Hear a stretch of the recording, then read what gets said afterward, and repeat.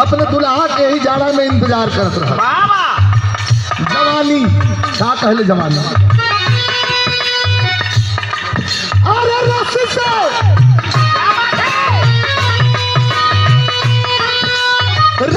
भरल रस बाटल दहिया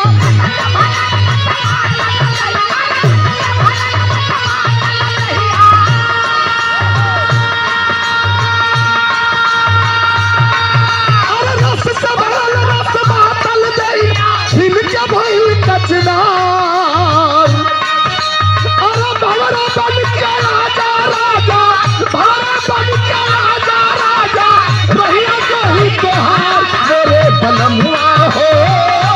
मेरे सजनवा हो अरे कब ये करेगा इंतजार मेरे बलमुआ हो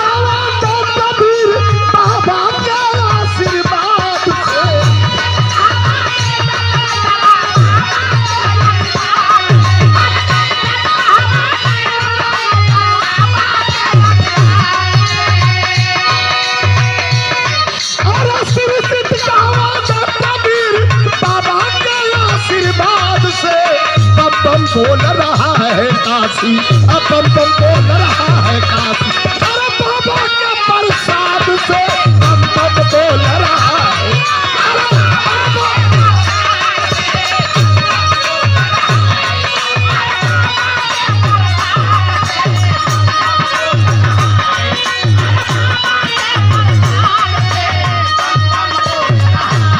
लाइन एक बार रिपीट कर लाइन देखा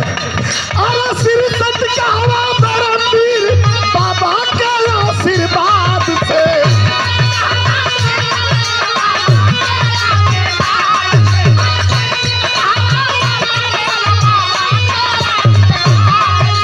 हमारे दिनेश यादव दीनापुर से ये 500 रुपया पुरस्कार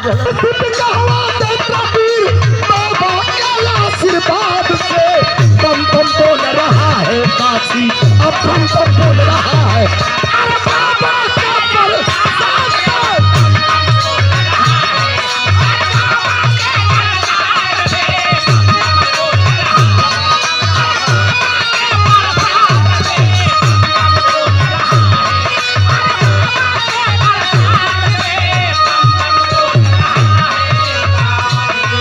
अशोक यादव सभाहू प्रतापी हवन बाबा अच्छा सचो में प्रतापी हवन ये देखल गल बाता अरे बाबा प्रतापी हवन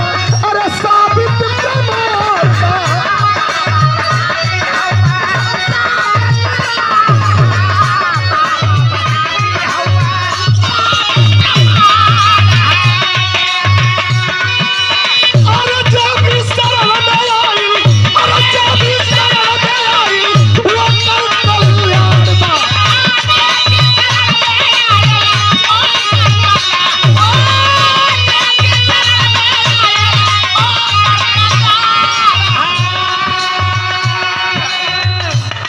ये पुरस्कार भी हो,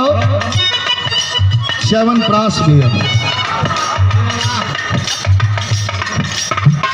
वाह यार,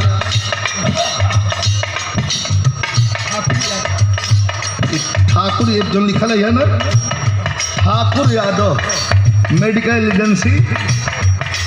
च्यवनप्राश भी हो। समझ के दहलन की ठंडा में का जरूरत पड़ी।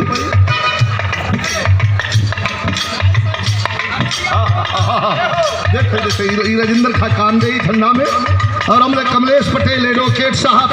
हमारा खैरा